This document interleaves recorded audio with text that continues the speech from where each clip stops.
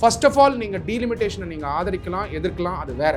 என்ன மாதிரியான பிரச்சனைகள் சதர்ன் ஸ்டேட்ஸ்க்கு வரக்கூடும்? எல்லா சதர்ன் ஸ்டேட்ஸோட சீஃப் மினிஸ்டரும் வந்திருந்தாங்க, எக்ஸப்ட் ஆந்திர பிரதேஷோட சீஃப் மினிஸ்டர் சந்திரபாபு நாயுடு தவிர. 26 ஜனவரி 1950க்கு அப்புறம் 4 வாட்டி வந்து டீலிமிட்டேஷன் வந்து பண்ணியிருக்காங்க. இதனால பாதிப்பு இருக்கா? சதர்ன் ஸ்டேட்ஸ்க்கு பாதிப்பு இருக்கானா? அப்சல்யூட்டா பாதிப்பு இருக்கு. டீலிமிட்டேஷனுக்காக சதர்ன் ஸ்டேட்ஸ் எல்லாருமே எதிர்க்கல, ஆனா ஃபேர் டீலிமிட்டேஷன் இருக்கணும் அப்படிங்கிறது தான் சதர்ன் ஸ்டேட்ஸோட வலியுறுத்தலே. டிஎம்கே வந்து என்ன ஸ்டெப் எடுக்கிறாங்கன்னா, வரும் முன் காப்போம்ன்ற பாயிண்ட் தான் எடுக்கிறாங்க. பிஜேபி என்ன பண்றாங்க, டிஎம்கேவோட அஜெண்டாக்கு ரெஸ்பாண்ட் பண்ணும்போது என்ன சொல்றாங்க, இது வந்து சதர்ன் ஸ்டேட்ஸ் வர்சஸ் நார்தர்ன் ஸ்டேட்ஸ்க்கான ஃபைட்டே கிடையாது, இது வந்து பாத்தீங்கன்னா ஃபெடரலிசம் அகேன்ஸ்டான ஃபைட்டுங்கிறதையும், பாப்புலேஷன் கண்ட்ரோல் பண்ணாத மாநிலங்களுக்கு இன்னைக்கு ரெப்ரசன்டேஷனை உயர்த்தணும், அரசியல் காரணங்களால சென்சஸை பேஸ் பண்ணி டீலிமிட்டேஷன் கொண்டு வந்தா நார்தர்ன் ஸ்டேட்ஸ்க்கு வந்து கெயின் இருக்குன்றது தான் பாயிண்ட் பி நோட்டட். இன்னைக்கு பிஜேபிக்கு ஆன்டை சென்டர் ஸ்டாண்ட் எடுக்கக்கூடிய ஸ்டெப்பை தான் டிஎம்கே செஞ்சுட்டு இருக்காங்கன்றத நம்ம புரிஞ்சுக்கணும். பாரதிய ஜனதா பார்ட்டியுடைய ரெஸ்பான்சிபிலிட்டி மட்டும் இல்லாம ஃபெடரலிசமை காப்பாற்றக்கூடிய ஒரு ஸ்டெப்பாகவும் அமையும்ன்றது தான் point be noted. Legal talks நேயர்களுக்கு அன்பு வணக்கங்கள். இன்னைக்கு தமிழ்நாட்டில் சென்னையில் வந்து ஃபேர் டீலிமிட்டேஷன் மீட்டிங் ஆகப்பட்டது நடந்துகிட்டு இருக்கு. இந்த ஃபேர் டீலிமிட்டேஷனோட மீட்டிங்கை வந்து கன்வென்ட் பண்ணது மாண்புமிகு முதலமைச்சர் எம்.கே. ஸ்டாலின் அவர்கள். இந்த மீட்டிங் வந்து எதுக்காக நடக்குது? ஐடிசி கிராண்ட்சோலால இந்த மீட்டிங் வந்து தமிழ்நாடு கவர்மெண்ட் ஏற்பாடு பண்ணியிருந்தாங்க. எல்லா சதர்ன் ஸ்டேட்ஸோட சீஃப் மினிஸ்டரும் வந்திருந்தாங்க, எக்ஸப்ட் ஆந்திர பிரதேஷோட சீஃப் மினிஸ்டர் சந்திரபாபு நாயுடு தவிர. இந்த மீட்டிங் எதுக்காக நடக்கப்படுது, டீலிமிட்டேஷன்னா என்ன, இதனால சதர்ன் ஸ்டேட்ஸ்க்கு எந்த மாதிரியான பாதிப்பு அப்படின்னு தெரிஞ்சுக்க வேண்டியது ரொம்ப ரொம்ப இம்பார்ட்டன்ட். ஃபர்ஸ்ட் ஆஃப் ஆல் நீங்கள் டீலிமிட்டேஷனை நீங்கள் ஆதரிக்கலாம், எதிர்க்கலாம், அது வேற. பட் டீலிமிட்டேஷன்னால என்ன மாதிரியான பிரச்சனைகள் சதர்ன் ஸ்டேட்ஸ்க்கு வரக்கூடும் அப்படிங்கிறத தெரிஞ்சுக்க வேண்டியது மிக மிக அவசியம். அது மட்டும் இல்லாமல் சென்ட்ரல் கவர்மெண்ட் வந்து டீலிமிட்டேஷனை கொண்டு வரணும்னு சொன்னாங்களா இல்லையாங்கிறது அடுத்த கேள்வி. இந்த கேள்விக்கெல்லாம் பதில் தெரியறதுக்கு முன்னாடி டீலிமிட்டேஷன்னா என்ன அப்படின்னு தெரிஞ்சுக்க வேண்டியது மிக அவசியம். டீலிமிட்டேஷன் ஆகப்பட்டது, it is a process of fixing the number of seats and boundaries of territorial constituencies in each state for the Lok Sabha and legislative assembly. இந்த டீலிமிட்டேஷன் என்ன பண்ணுவாங்கன்னா, நம்பர் ஆஃப் லோக்சபா சீட்ஸு பாப்புலேஷனை பேஸ் பண்ணி மாற்றி அமைப்பாங்க. இது ரெகுலராக பண்ணணும் அப்படிங்கிறது தான் அரசு சட்டத்தில் கொடுக்கப்பட்டிருக்கக்கூடிய ப்ரொவிஷன். ஸோ இது ரெகுலராக எப்போ பண்ணணும், எப்படி பண்ணணும், இந்த ஹிஸ்டாரிக்கலாக இது எப்படி நடந்திருக்குன்றத தெரிஞ்சுக்க வேண்டியது மிக மிக அவசியம். அப்படி பார்க்கும்பொழுது டீலிமிட்டேஷன் எக்ஸசைஸ் ஆகப்பட்டது கிட்டத்தட்ட இந்தியா சுதந்திரம் வாங்கினதுக்கப்புறம், கான்ஸ்டியூஷன் ஆஃப் இந்தியா வந்ததுக்கப்புறம், 26 ஜனவரி 1950க்கு அப்புறம் 4 வாட்டி வந்து டீலிமிட்டேஷன் வந்து பண்ணியிருக்காங்க நம்ம நாட்டில். இந்த டீலிமிட்டேஷன் ப்ராசஸ் ஆகப்பட்டது கமிஷன் ஃபார்ம் பண்ணி தான் பண்ணணும். அப்படி பண்ணும் பொழுது லோக்சபா சீட்ஸ் ஆகப்பட்டது ஒரு ஸ்டேட்லையுமே மாறதுக்கான வாய்ப்புகள் இருக்கு, பாப்புலேஷனை பேஸ் பண்ணி. அப்படி பார்க்கும் பொழுது டீலிமிட்டேஷன் கமிஷன்ஸ் ஆகப்பட்டது 4 வாட்டி இந்தியாவில் செட்டப் பண்ணியிருக்காங்க. 1952 ஒரு வாட்டி செட்டப் பண்ணியிருக்காங்க, 1963 செட்டப் பண்ணியிருக்காங்க, 1973 செட்டப் பண்ணியிருக்காங்க, அதுக்கப்புறம் 2002 செட்டப் பண்ணியிருக்காங்க. இந்த மாதிரி வந்து 4 வாட்டி டீலிமிட்டேஷன் கமிஷன் செட்டப் பண்ணி டீலிமிட்டேஷன் வந்து செயல்படுத்துறதுக்காக வரைமுறைகள் கொண்டு வந்தாங்க. அப்படி பார்க்கும்பொழுது முதல் வாட்டி டீலிமிட்டேஷன் வந்து இந்தியாவில் நடக்கும் பொழுது அது வந்து 1950-51 நடந்த டீலிமிட்டேஷன் எக்ஸசைஸ்.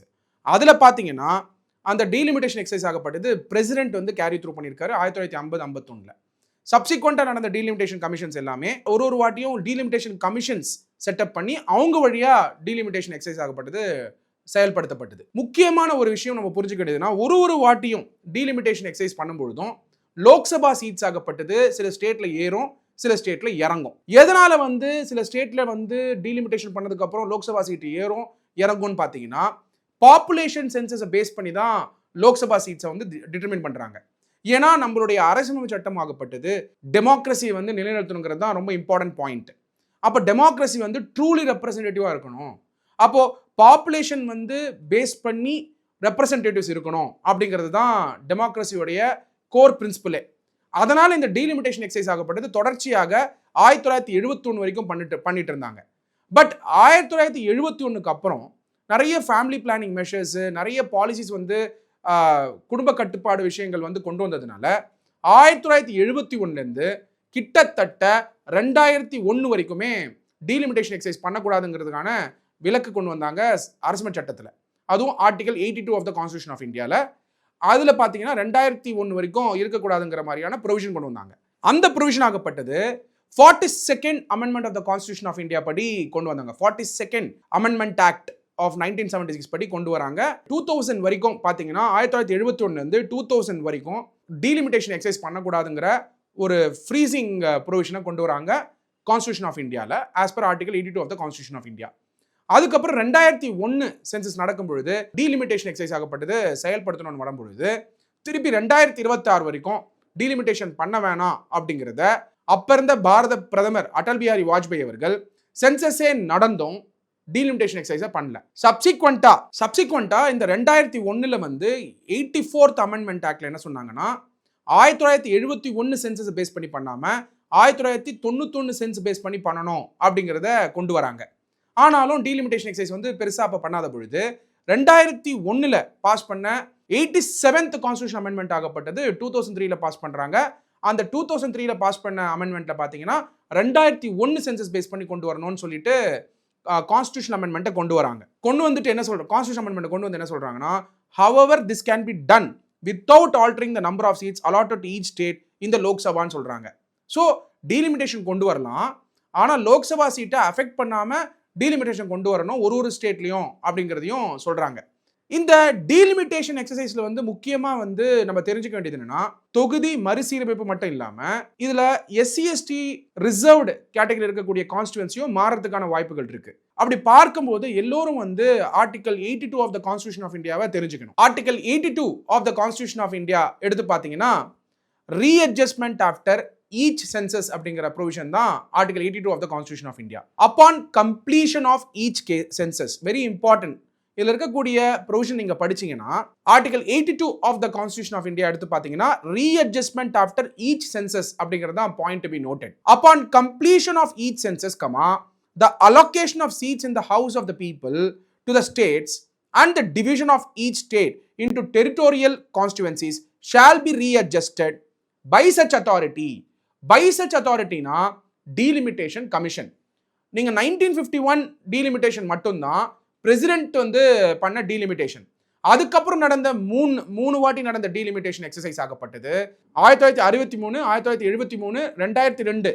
இந்த 1951 தாண்டி நடந்த டீலிமிட்டேஷன் எல்லாமே டீலிமிட்டேஷன் கமிஷனை பேஸ் பண்ணி தான் நடத்தியிருக்காங்க. அதனால தான் சரி ஆர்டிகல் 82ல நம்ம முக்கியமாக புரிஞ்சுக்க வேண்டியதுன்னா by such authority. By such authority na commission and in such manner as parliament may by law determine. Very important point to be noted. Delimitation பண்ணலாம், ஆனா எப்படி பண்ணலாம்னா பார்லிமெண்ட்ல ஒரு ஆக்ட் பாஸ் பண்ணி தான் பண்ணணுங்கிறதா important point to be noted. அது மட்டும் இல்லாம ஒரு ப்ரொவிசோ கொடுத்துருக்காங்க. அந்த ப்ரொவிசோ அண்டர் ஆர்டிகல் 82ல என்ன சொல்லியிருக்காங்கன்னா, provided that such readjustment shall not affect representation in the house of the people until the dissolution of then existing house. Very important point to be noted. இதை நம்ம decode பண்ணி பார்க்க வேண்டியது ரொம்ப ரொம்ப அவசியம். அப்போ டீலிமிட்டேஷன் எக்ஸசைஸ் ஆகப்பட்டது ஒரு வாட்டி சென்சஸ் எடுக்கும் பொழுதும் மேண்டேட்ரியா அப்படின்னு பார்த்தீங்கன்னா வேர்டிங் வந்து ஆர்டிகல் 82ல யூஸ் பண்ணியிருக்க வேர்டிங் சட்டமானவர்களுக்கு எல்லாருக்கும் தெரியும். வேர்டிங் அண்டர் ஆர்டிகல் 82 என்ன யூஸ் பண்ணியிருக்காங்கன்னா shall be readjust by such authority. அப்போ இது வந்து சாய்ஸ் கிடையாது, மேண்டேட்டு அப்படிங்கிறத நம்ம புரிஞ்சுக்கணும் ஆர்டிகல் 82ல.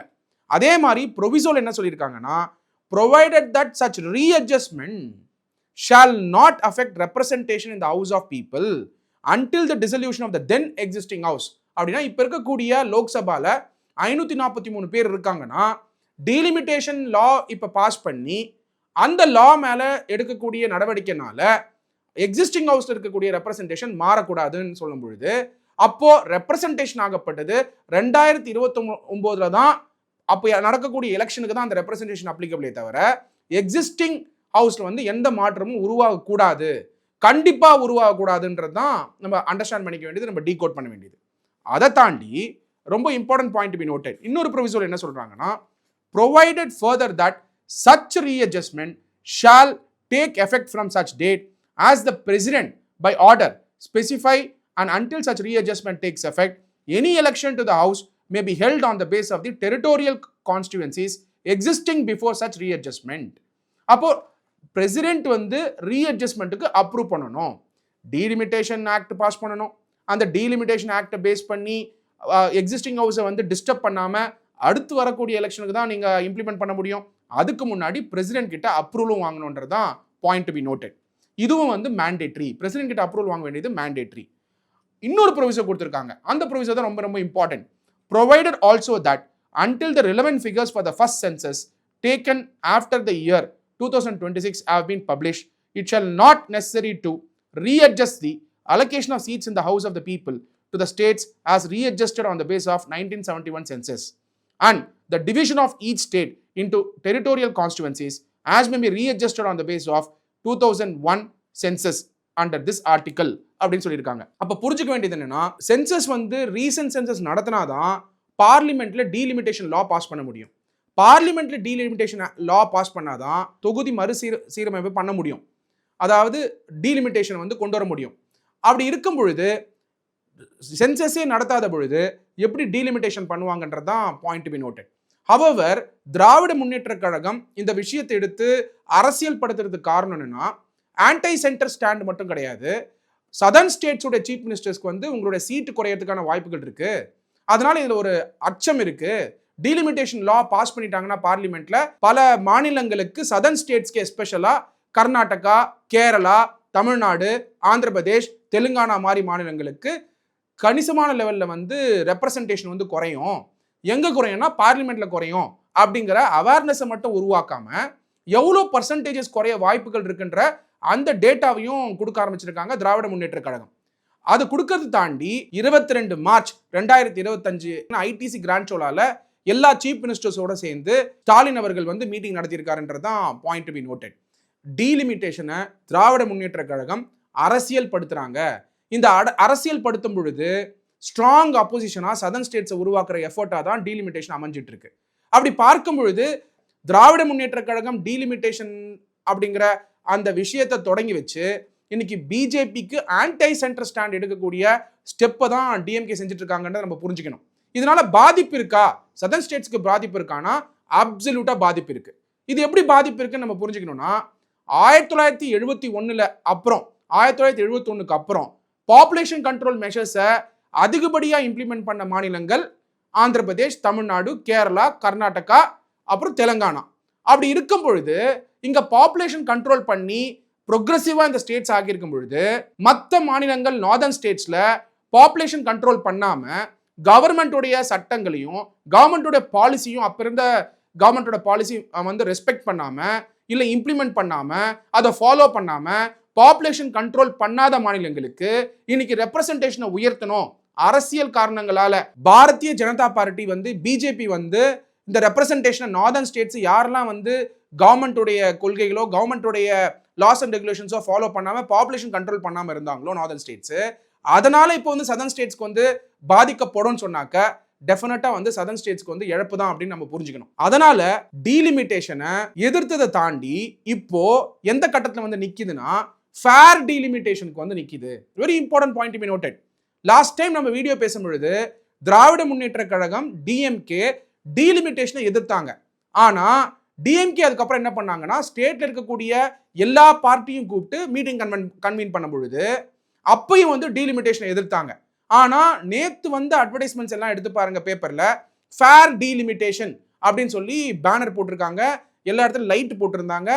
ஏர்போர்ட்ஸ்ல இருந்து ஹோட்டல்ஸ் வரைக்கும் எல்லா இடத்துலையுமே அவங்க மீட்டிங் நடத்தக்கூடிய ஹோட்டல் எல்லா இடத்துலையுமே ஃபேர் டீலிமிட்டேஷன் அப்படின்னு சொல்லி போட்டு இப்போ டீலிமிட்டேஷன் நாங்கள் எதிர்க்கல, ஆனால் ஃபேர் டீலிமிட்டேஷன் இருக்கணும் அப்படின்னும் பொழுது டீலிமிட்டேஷனுக்கு ஒத்துக்கிறாங்க, ஆனால் ஃபேர் டீலிமிட்டேஷன் இருக்கணும்னு சொல்லும் பொழுது ஒரு ஃபேக்டர் வந்து இன்ட்ரடியூஸ் பண்ணணும். ப்ரோக்ரெசிவ் ஸ்டேட்ஸ்க்கு வந்து டெஃபினட்டாக வந்து லோக்சபா சீட்ஸ் அஃபெக்ட் ஆகாத மாதிரியும் ப்ளஸ் பார்லிமெண்ட்ல வந்து ரெப்ரசன்டேஷன் வந்து கம்மியாகக்கூடாது வலியுறுத்தக்கூடிய மீட்டிங் தான் ஃபேர் டீலிமிட்டேஷன். டீலிமிட்டேஷனுக்காக சதர்ன் ஸ்டேட்ஸ் எல்லாருமே எதிர்க்கல, ஆனா ஃபேர் டீலிமிட்டேஷன் இருக்கணும் அப்படிங்கிறது தான் சதர்ன் ஸ்டேட்ஸோட வலியுறுத்தலே. இது வந்து சதர்ன் ஸ்டேட்ஸ் வர்சஸ் நார்தர்ன் ஸ்டேட்ஸ்க்கான ஃபைட்டே கிடையாது. இது வந்து பாத்தீங்கன்னா ஃபெடரலிசம் அகேன்ஸ்டான ஃபைட்டுங்கிறதையும் பல லீடர்ஸ் வந்து சதர்ன் ஸ்டேட்ஸ் வந்து வலியுறுத்திருக்கிறது நம்மளால பார்க்க முடியுது. அதனால நம்ம டீலிமிட்டேஷன் ஆசெட்ஸ் அதோட ப்ரொவிஷன்ஸை தெரிஞ்சுக்கிறத தாண்டி இது ஸ்டேட் அசம்பிளியில கூட பல மாற்றங்களை கொண்டு வரதுக்கான வாய்ப்புகள் உண்டு. நீங்க டீலிமிட்டேஷனை தெரிஞ்சுக்கும் பொழுது சட்ட மாணவர்களா இருக்கலாம், நீங்க சட்டத்தில் இன்ட்ரெஸ்ட் இருக்கிறவரா இருக்கலாம், தெரிஞ்சுக்கும் பொழுது article 82 of the constitution of India plus article 170 of the constitution of India தெரிஞ்சுக்க வேண்டியது மிக மிக அவசியம். ஏன்னா இந்த ஆர்டிகல்ல தான் டீலிமிட்டேஷன் எப்படி செயல்படுத்தணும் அப்படிங்கிற வரைமுறைகள் கொடுக்கப்பட்டிருக்கு. அரசியல் சட்டத்தில் இது கொண்டு வந்திருக்காங்க. இன்ஃபேக்ட் ஒரு சமயம் பிஜேபி வந்து டீலிமிட்டேஷனை வந்து பாப்புலேஷனை பேஸ் பண்ணி வந்து டீலிமிட்டேஷனை கொண்டு வந்தா, ஒரு சமயம் பிஜேபி பாப்புலேஷனை பேஸ் பண்ணி டீலிமிட்டேஷனை கொண்டு வந்தா, அந்த டீலிமிட்டேஷன் ஆகப்பட்டது டெக்ரெசிவ் ப்ரொபோர்ஷனாலிட்டின்னு சொல்லலாம். காரணம் என்னன்னா, எந்தெந்த ஸ்டேட் எல்லாம் வந்து பாப்புலேஷன் கண்ட்ரோல் பண்ணாங்களோ அவங்கள பாதிக்கிற மாதிரி ஆக்கிட்டு, அவங்களுடைய பவர்ஸை குறைக்கிற மாதிரி ஆக்கிட்டு, எந்தெந்த ஸ்டேட்ல வந்து பாப்புலேஷன் அதிகமா இருக்கோ அந்த ஸ்டேட்டுக்கு ஹையர் ரெப்ரசன்டேஷன் வந்து லோக்சபால கொடுத்தா, அதுல என்ன ஆகும்னா டெக்ரெசிவ் ப்ரொபோர்ஷனாலிட்டி அப்படிங்கிற கான்செப்ட் தான் நம்ம புரிஞ்சுக்க வேண்டும். அது என்ன ஆகும்னா பிரின்சிபல் ஆஃப் டெக்ரெசிவ் ப்ரொபோர்ஷனாலிட்டி தான் பிஜேபி ஃபாலோ பண்ணுவாங்க சட்டப்படி. அதனால இப்போ இந்த காலகட்டத்துக்கு ஏற்ற மாதிரி டீலிமிட்டேஷனை புது ஃபேக்டரை பேஸ் பண்ணி கொண்டு வர வேண்டியது பிரசன்ட் பாரதிய ஜனதா பார்ட்டியுடைய ரெஸ்பான்சிபிலிட்டி மட்டும் இல்லாம ஃபெடரலிசமை காப்பாற்றக்கூடிய ஒரு ஸ்டெப்பாகவும் அமையும்ன்றது தான் பாயிண்ட் டு பி நோட்டட். இது ஒரு பக்கம் இருக்க, அமித்ஷா அவர்கள் தமிழ்நாட்டு வந்திருக்கும் பொழுது அவர்கிட்ட கேட்குறாங்க, இந்த மாதிரி டீலிமிட்டேஷன் வந்து பிரச்சனை ஆகுமா அப்படின்னு கேட்கும் பொழுது ஒரு பப்ளிக் ரேலியில் சொல்றாரு, டீலிமிட்டேஷனால சதர்ன் ஸ்டேட்ஸ்க்கு சீட்ஸ் வந்து குறையாது அப்படின்னு சொல்லியிருக்காரு. பட் ப்ரோ ரேட்டா பேசிஸ்ல வந்து டீலிமிட்டேஷன் பண்ணப்படும் அப்படிங்கிறதையும் சொல்றாரு. அப்படி சொல்லும் பொழுது நிறைய பேர் என்ன சொல்றாங்க, சென்ட்ரல் கவர்மெண்ட்டே வந்து இன்னும் டீலிமிட்டேஷன் பத்தி பேசாத பொழுது சதர்ன் ஸ்டேட்ஸ்லாம் ஏன் சேர்ந்து ஃபேர் டீலிமிட்டேஷன் வேணும்னு கேட்குறாங்க அப்படிங்கிறது வந்து பார்த்தீங்கன்னா, சென்ட்ரல் கவர்மெண்ட் வந்து கண்டிப்பாக டீலிமிட்டேஷன் பண்ணணும் அப்படிங்கிற அந்த ப்ரொவிஷன் ஆகப்பட்டது article 82 of the constitution of இந்தியாவில் இருக்கு. அதுவும் எப்படி பண்ணணும், பார்லிமெண்ட்ல டீலிமிட்டேஷன் ஆக்டை பாஸ் பண்ணி அந்த ஆக்டை பேஸ் பண்ணி டீலிமிட்டேஷன் கமிஷனை உருவாக்கி அந்த கமிஷன் பேஸ் பண்ணி லோக்சபா சீட்ஸை மாற்றி அமைக்கணுங்கிறது தான் பாயிண்ட் டு பி நோட். எந்த ஃபேக்டர்ல டீலிமிட்டேஷன் ஆக்டை கொண்டு வரணும்னு தான் பாயிண்ட் டு பி நோட்டட். அப்போ அந்த ஃபேக்டரை மாற்றி அமைக்கக்கூடிய பவரும் பார்லிமெண்ட்டுக்கு உண்டுங்கிறது தான் பாயிண்ட் டு பி நோட்டட். அதனால டிஎம்கே வந்து என்ன ஸ்டெப் எடுக்கிறாங்கன்னா, வரும் முன் காப்போம்ன்ற பாயிண்ட் தான் எடுக்கிறாங்க. பிஜேபி என்ன பண்றாங்க, டிஎம்கேவோட அஜெண்டாக்கு ரெஸ்பாண்ட் பண்ணும்போது என்ன சொல்றாங்க, லோக்சபா சீட்ஸ் குறையாது ப்ரோரேட்டா பேசிஸ்ல இருக்கும்னு சொல்லும் பொழுது அப்போ என்ன ஃபார்முலாவை பிஜேபி யூஸ் பண்ணுவாங்க, இந்த டீலிமிட்டேஷன் எக்ஸசைஸ்ன்றது தான் பாயிண்ட் டு பி நோட்டட். இன்னைக்கு சதர்ன் ஸ்டேட்ஸ்லாம் வந்து அவங்களோட சீட்ஸ் எவ்வளோ கம்மியாகும்னு சொல்லும் பொழுது கம்மி ஆகாது, அதுக்கான ஃபேக்டர் வந்து இதுதான், உங்களோட பவர் வந்து பார்லிமெண்ட்ல குறையாது, உங்களோட பார்லிமெண்ட்ல வந்து ரெப்ரசன்டேஷன் வந்து குறையாதுன்னு அஷூர் பண்ண வேண்டிய இடத்துல இப்போ பிஜேபி இருக்காங்கன்றதான் பாயிண்ட் டு பி நோட்டட். இப்போ ஃபார் எக்ஸாம்பிள் சில சர்வேஸ்லாம் எடுத்து பார்க்கும் பொழுது டீலிமிட்டேஷன் வந்தா இப்போ இருக்க பாப்புலேஷனை பேஸ் பண்ணி 2021 பாப்புலேஷனோ இல்லை 2031 பாப்புலேஷனோ பேஸ் பண்ணி டீலிமிட்டேஷன் பண்ணா ஒரு ஸ்டேட்டுக்கும் எவ்வளோ சீட்ஸ் கம்மியாகும்ன்ற ஒரு சர்வேவும் கொண்டு வந்திருக்காங்க. அந்த சர்வேவை பார்க்கும் பொழுது லோக்சபா சீட்ஸ் வந்து கர்நாடகாவில் வந்து 28 சீட்ல இருந்து 26 சீட்டா மாறதுக்கான வாய்ப்புகள் உண்டு. ரெண்டாவது ஆந்திர பிரதேஷ்ல 42 சீட்ல இருந்து 34 சீட்டா மாறதுக்கான வாய்ப்புகள் உண்டு. கேரளால 20 சீட்ல இருந்து 12 சீட்டா மாறதுக்கான வாய்ப்புகள் உண்டு. தமிழ்நாட்டில் 39 சீட்ல இருந்து 31 சீட் வரைக்கும் மாறதுக்கான வாய்ப்புகள் இருக்கு, பியூர்லி சென்சஸை பேஸ் பண்ணி டீலிமிட்டேஷனை கொண்டு வந்தா. ஆனா சென்சஸை பேஸ் பண்ணி டீலிமிட்டேஷன் கொண்டு வந்தா நார்தர்ன் ஸ்டேட்ஸ்க்கு வந்து கெயின் இருக்குன்றது தான் point to be noted. Northern states எடுத்து பார்த்தீங்கன்னா Uttar Pradesh, Bihar, Rajasthan higher population growth rate இருக்கிறதுனாலையும் அவங்க 1971 பாப்புலேஷன் கண்ட்ரோல் பண்ணாதனாலையும் இப்போ டீலிமிட்டேஷன் வந்து பிரசன்ட் சென்சஸோட பேஸ் பண்ணி இருந்தால் அவங்களுக்கு சீட் சேரத்துக்கான வாய்ப்புகள் உண்டு அப்படின்னு தான் நம்ம புரிஞ்சுக்கணும்.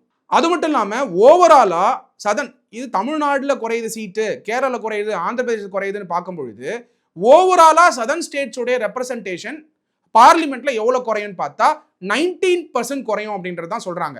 அதே நார்தர்ன் ஸ்டேட்ஸோடைய பாப்புலேஷன் பேஸ் பண்ணி டீலிமிட்டேஷன் பண்ணும் பொழுது நார்தர்ன் ஸ்டேட்ஸோட ரெப்ரசன்டேஷன் பார்லிமெண்ட்ல 60% உயரும் அப்படிங்கிறது தான் பாயிண்ட் டு பி நோட்டட். அப்போ லாஸே இல்லாம இருக்கணும், சீட்ஸ் லாஸும் இருக்கக்கூடாது, ரெப்ரசன்டேஷன் பவரும் குறையக்கூடாது. ஃபார் எக்ஸாம்பிள் தமிழ்நாடுடைய factor representation power in parliament எடுத்து பார்த்தீங்கன்னா 7.18%. இப்போ டீலிமிட்டேஷன் இம்ப்ளிமெண்ட் பண்றதுனால 7.18% வந்து பார்லிமெண்ட் வந்து குறையுதுன்னு சொன்னாக்க அப்போ டீலிமிட்டேஷனால தமிழ்நாட்டுடைய ரெப்ரசன்டேஷன் இந்த பார்லிமெண்ட் கம்மியாகுதுன்னு அர்த்தம். அது கம்மியாகாம இருக்கணும்னா நம்பர் ஆஃப் சீட்ஸ் லோக்சபால ஏத்துறதை தாண்டி ஃபேக்டர் புதுசாக கண்டுபிடிச்சு ப்ரோக்ரஸிவ் ஸ்டேட்ஸ்க்கு வந்து இன்சென்டிவைஸ் பண்ற மாதிரி பொலிட்டிக்கல் பவர் வந்து பார்லிமெண்ட்ல குறையாத மாதிரி செயல்படுத்த வேண்டியது சென்ட்ரல் கவர்மெண்டோட ரெஸ்பான்சிபிலிட்டி. அதே மாதிரி டிஎம்கே வந்து என்ன சொல்றாங்கன்னா, பாப்புலேஷன் பேசிஸ் வந்து நீங்க 1971 பாப்புலேஷன் பேஸ் பண்ணி நீங்க டீலிமிட்டேஷன் இம்ப்ளிமெண்ட் பண்ணா அது வந்து சதர்ன் ஸ்டேட்ஸ்க்கு வந்து ஃபேவரபிளா இருக்கும்ன்றது தான் பாயிண்ட் பி நோட்டட். பட் இந்த பாப்புலேஷன் ஆஃப் 1971 சென்சஸ் பேஸ் பண்ணி தொடர்ச்சியா நம்ம இம்ப்ளிமெண்ட் பண்ணிட்டு இருந்தோம்னா இப்போ இருக்க ப்ராப்ளம்க்கு அது ஒரு சொல்யூஷன் கிடையாது. ஏன்னா பாப்புலேஷன் மட்டுமே பேஸ் பண்ணி டீலிமிட்டேஷன் பண்ணக்கூடாதுன்னு தான் பாயிண்ட் டு பி நோட்டட். அப்போ எந்த ஃபேக்டரை வச்சு டீலிமிட்டேஷன் பண்ணணும், எந்த ஃபேக்டரை கொண்டு வந்தா டீலிமிட்டேஷன் வந்து சக்சஸ்ஃபுல்லாக அமையும், எல்லா ஸ்டேட்ஸ்க்கும் அது ஃபேவரபிளாக இருக்கும் அப்படிங்கிறது தான் நம்ம பார்க்க வேண்டியது. அப்போ சதர்ன் ஸ்டேட்ஸ்க்கு பொறுத்த வரைக்கும் ஒரு புது ஃபேக்டர், அதாவது பாப்புலேஷன் கண்ட்ரோல் ஃபேக்டர் ஆர் ஏதோ புது ஃபேக்டர் வந்து பாயிண்டர் பண்ணி கொண்டு வந்து அந்த ஃபேக்டருக்கு அட்ஜஸ்ட்மெண்ட் கொடுத்து சென்சஸ்ல அட்ஜஸ்ட்மெண்ட் கொடுத்து பண்றதோ, இல்ல புது ஃபேக்டர் வந்து சதர்ன் ஸ்டேட்ஸ்க்கு தனியாகவும் நார்தர்ன் ஸ்டேட்ஸ்க்கு தனியாகவும் கொண்டு வரதோ, இல்ல ரீஜன் ஆஃப் இந்தியா வந்து ரீஜன் பேஸ்ல கொண்டு வந்து டீலிமிட்டேஷன் வந்து ரீஜன் வைஸ் அப்ளை பண்றதோ செஞ்சா, ஸோ தட் ஓவரால் ரெப்ரசன்டேஷன் வந்து குறையாம இருக்கிறதுக்கான வாய்ப்புகள் உண்டு. பொலிட்டிக்கல் ரெப்ரசன்டேஷன் இன் பார்லிமெண்ட்லும் குறையாது. அது மட்டும் இல்லாம ஒரு சர்வே எடுத்து பார்த்தீங்கன்னா கிட்டத்தட்ட 10 லட்சம் பேருக்கு ஒரு கான்ஸ்டிடுவன்சி இன்னைக்கு ரெப்ரசன்டேஷன் இருக்கிறத நம்மளால பார்க்க முடியுது. 2001 பார்த்தீங்கன்னா அதே மாதிரி தான் கண்டினியூ ஆயிட்டு இருக்கு. அதே லக்ஷ்மதீப், அந்தமான் நிக்கோபார் ஐலாண்ட்ஸ்ல பார்த்தீங்கன்னா 1 லட்சம் இருக்கிற இடத்துலையும் கான்ஸ்டிடுவன்சிஸ் உண்டு. அப்போ கம்மியான பாப்புலேஷன் இருக்கிற இடத்துலையும் ஒரு ரெப்ரசன்டேஷன் இருக்குன்றது தான் point to be noted in the parliament. அதனால பாப்புலேஷனை பேஸ் பண்ணியே பண்ணாலும் ஒரு சில இடங்களுக்கு வந்து ரெப்ரசன்டேஷன் வந்து நம்ம கொடுத்துட்டு தான் இருக்கோன்றது தான் பாயிண்ட் டு பி நோட்டட். அப்போ யூனிஃபார்மா டீலிமிட்டேஷன் எக்ஸசைஸை இம்ப்ளிமெண்ட் பண்ண முடியாது. அப்போ பிரசன்ட் பாப்புலேஷன் சென்சஸை பேஸ் பண்ணி பண்ணா டீலிமிட்டேஷன் எக்ஸசைஸ் ஆகப்பட்டது டெஃபினட்டா ஒரு ரிசல்ட்டும் கொடுக்காது, ட்ரூலி ரெப்ரசன்டேட்டிவாக இருக்காதுன்றதான் பாயிண்ட் டு பி நோட்டட். அப்போ நம்ம என்ன பண்ணணும், என்ன செய்யணும் கவர்மெண்ட்னா, என்ன பண்ணணும்னா லார்ஜர் ஸ்டேட்ஸ்க்கு வந்து 20 lakhs to 30 lakhs இருக்கக்கூடிய கான்ஸ்டிடுவன்சியை சூஸ் பண்ணிக்கணும். இப்போ பிரசன்ட் சிஸ்டம் எடுத்து பார்த்தீங்கன்னா 10.11 lakhsக்கு வந்து ஒரு கான்ஸ்டிடுவன்சி அறிவிச்சிருக்காங்க. அப்போ சதர்ன் ஸ்டேட்ஸ் வந்து பாப்புலேஷன் கண்ட்ரோல் பண்ணியிருக்கிறதுனால பிரசன்ட் சென்சஸை பேஸ் பண்ணி நீங்கள் வந்து டீலிமிட்டேஷன் கொண்டு வந்தீங்கன்னா டெஃபினட்டாக ரீஅட்ஜஸ்ட்மெண்ட் பண்ணும்பொழுது சதர்ன் ஸ்டேட்ஸ்க்கு லாஸ் இருக்கிறதுக்கான வாய்ப்பு இருக்குது. சீட்டும் லூஸ் பண்ணலாம், ரெப்ரசன்டேஷன் பவரும் லூஸ் பண்ணலாம். அதனால வந்து பல பிரச்சனைகள் வந்து ஃபெடரலிசம்ல வரலாம். அப்படி இருக்கும் பொழுது it is not a fight between state and the centre. But இது நம்ம பார்க்க வேண்டியது என்னன்னா, சதர்ன் ஸ்டேட்ஸ்க்கு 10 lakh பாப்புலேஷன் வந்து ஃபிக்ஸ் பண்ணி கான்ஸ்டிடுவன்சிஸை அறிவிக்கிறது, பிளஸ் பாப்புலேஷன் கண்ட்ரோலுக்கு ஒரு ஃபேக்டரை கொண்டு வர்றது. நார்தர்ன் ஸ்டேட்ஸ் பொறுத்த வரைக்கும் 30 லட்சம் பாப்புலேஷன் இருக்கக்கூடிய கான்ஸ்டிடுவன்சிக்கு ஒரு ரெப்ரசன்டேஷன் கொடுக்கறது, ஒரு எம்பியை கொடுக்கறது. அப்படி கொடுத்தா என்ன ஆகும்னா ஈக்குவலா பேலன்ஸ் பண்றதுக்கான பாசிபிலிட்டிஸ் இருக்கு. ஸோ தட் ஓவரால் பார்லிமெண்ட்ல வந்து பிரசன்ட் ரெப்ரசன்டேஷன் குறையாம இருக்கிறதுக்கான வாய்ப்புகள் உண்டு. இப்போ 2 விதமா இதை பிரிச்சுக்கலாம். இப்போ புது பார்லிமெண்ட்ல வந்து 848 சீட்ஸ் வந்து இருக்கிறத நம்மளால பார்க்கும்போது உட்காரத்துக்கு. அப்போ பிரசன்ட் லோக்சபா சீட்ஸ் எவ்வளவு இருக்குன்னா 543 சீட்ஸ் வந்து பிரசன்ட் லோக்சபா சீட்ஸ். 543 சீட்ஸ்க்கு இப்போ இருக்க பாப்புலேஷனை பேஸ் பண்ணி நீங்க டீலிமிட்டேஷன் பண்ணீங்கன்னா தமிழ்நாடுக்கு வந்து இழப்பா இல்ல கெய்னான்னு எடுத்து பார்த்தீங்கன்னா தமிழ்நாடுக்கு வந்து இழப்பு. ஏன்னா பிரசன்ட் எம்பிஸ் வந்து 39 எம்பி இருக்காங்க. அதே 543 சீட்ஸ்க்கு பிரசன்ட் பாப்புலேஷனை பேஸ் பண்ணி ரீஅட்ஜஸ்ட்மெண்ட் பண்ணா 31 சீட்டா மாறிடும். இதே 848 சீட்டுக்கு வந்து தமிழ்நாடுக்கு வந்து எம்பிஸ் வந்து குறைவாங்களா ஏறுவாங்களான்னு பார்த்தீங்கன்னா தமிழ்நாடுடைய 39 எம்பி ஆகப்பட்டது 49 எம்பியா மாறதுக்கான வாய்ப்புகள் உண்டு. 10 சீட்டு கெயின் பண்ணுவாங்க. ஆனாலும் நார்தர்ன் ஸ்டேட்ஸ் வந்து நிறைய சீட்ஸ் கெயின் பண்றதுக்கான வாய்ப்புகள் உண்டு. ஏன்னா 10 லட்சம் ஆவரேஜா ஒரு கான்ஸ்டிடுவன்சிக்கும் பாப்புலேஷன் பேஸ் பண்ணி அலாட் பண்ணா 848 லோக்சபா சீட்ல நிறைய எம்பி சீட்ஸ் வந்து நார்தர்ன் ஸ்டேட்ஸ்க்கு போகும்போது ஓவரால் தமிழ்நாடோட ரெப்ரசன்டேஷன் பார்லிமெண்ட்ல 7.18% இருக்கும் பொழுது அது 5%ஆவோ 6%ஆவோ மாறதுக்கான வாய்ப்புகள் உண்டு. அதே மாதிரி ஒரு சதர்ன் ஸ்டேட்ஸ்க்கும் குறையறதுக்கான வாய்ப்புகள் உண்டு. அதனால தான் the best measure central government என்ன பண்ணணும், டீலிமிட்டேஷனை வந்து ப்ராப்பரா ஃபெடரலிசம் அஃபெக்ட் பண்ணாம பார்லிமெண்ட்ல வந்து அப்ராப்ரியேட் ரெப்ரசன்டேஷன் சதர்ன் ஸ்டேட்ஸ்க்கு இருக்கணும்னாக்க சதர்ன் ஸ்டேட்ஸ் பொறுத்த வரைக்கும் 10 lakhs கான்ஸ்டிடுவன்சிக்கு ஒரு எம்பி சீட்டும், நார்தர்ன் ஸ்டேட்ஸ் பொறுத்த வரைக்கும் 30 லட்சம் 20 லட்சத்துலேருந்து 30 லட்சம் இருக்கக்கூடிய ஒரு கான்ஸ்டிடுவன்சிக்கு ஒரு எம்பி சீட்டும் கொடுத்தா லோக்சபால பேலன்ஸ் ஆகி சதர்ன் ஸ்டேட்ஸோட ரெப்ரசன்டேஷனும் கம்மியாகாது, ஒரு ஸ்டேட்டோட இண்டிவிஜுவல் ரெப்ரசன்டேஷனும் கம்மியாகாது. அதனால ப்ரோக்ரசிவ் ஸ்டேட்ஸ்க்கும் ஃபேக்டர் கொடுத்த மாதிரியும் ஆயிடும், பிகாஸ் பாப்புலேஷன் கண்ட்ரோல் பண்ணதுனால. இந்த எக்ஸசைஸை தவிர வேற எந்த எக்ஸசைஸ்லையும் வேற எந்த மெத்தட்லையும் டீலிமிட்டேஷன் அதாவது தொகுதி மறுசீரமைப்பு கொண்டு வந்தால் சதர்ன் ஸ்டேட்ஸ்க்கு பாதிக்கும்ன்றதான் பாயிண்ட் டு பி நோட்டட். டெஃபினட்டா சதர்ன் ஸ்டேட்ஸ் பாதிக்கக்கூடாது. இந்த ஸ்டெப்பு சதர்ன் சீஃப் மினிஸ்டர்ஸ் எல்லாரும் சேர்ந்து எடுத்திருக்கிறது ஃபெடரலிசமா காப்பாற்றக்கூடிய ஸ்டெப்பு தானே தவிர சவுத் வெர்சஸ் நார்த் இல்லைங்கிறது தான் பாயிண்ட் டு பி நோட்டட். இன்னைக்கு வந்து நம்மளுடைய அரசியல் சட்டத்தில் வந்து பேசிக் ஸ்ட்ரக்சர் டாக்ட்ரின்ல வந்து ஃபெடரலிசம் ஒரு இம்பார்ட்டன்ட் ஃபீச்சர். டீலிமிட்டேஷன் வழியா ஃபெடரலிசம் அஃபெக்ட் ஆனா ரிட் பெட்டிஷன் வழியாவும் அந்த சட்டத்தை ஆர்டிகல் 32லையும் ஆர்டிகல் 226லையும் கேள்வி கேட்கிற பவர் ஸ்டேட்டுக்கு உண்டு, ஸ்டேட் கவர்மெண்ட்ஸ்க்கு உண்டு. இன்ஃபேக்ட் ஆர்டிகல் 32லேயே டைரக்டா சுப்ரீம் கோர்ட் போறதுக்கான வாய்ப்புகளும் உண்டு.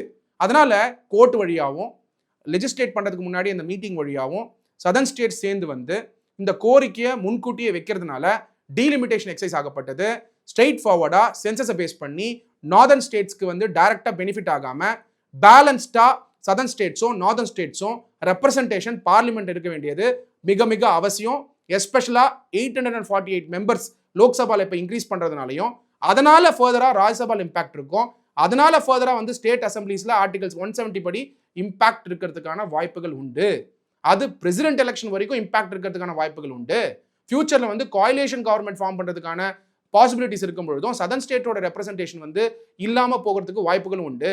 அதனால நீங்க நேஷனல் பார்ட்டியை சப்போர்ட் பண்ணுங்க, ரீஜனல் பார்ட்டியை சப்போர்ட் பண்ணுங்க, நீங்க டிஎம்கே சப்போர்ட் பண்ணுங்க, ஏடிஎம்கே சப்போர்ட் பண்ணுங்க, நாம் தமிழர் கட்சியை சப்போர்ட் பண்ணுங்க, டிவிகேக்கு சப்போர்ட் பண்ணுங்க, இட் டசன்ட் மேட்டர். ஆனா டீலிமிட்டேஷன் புரிஞ்சுக்கிட்டு தமிழ்நாட்டுடைய ரெப்ரசன்டேஷன் பார்லிமெண்ட்ல குறையுமா குறையாதா, சென்ட்ரல் கவர்மெண்ட் வந்து ஃபியூச்சர்ல ஒரு சமயம் டீலிமிட்டேஷன் ஆக்ட் பார்லிமெண்ட்ல பாஸ் பண்ணா எந்த ஃபேக்டரை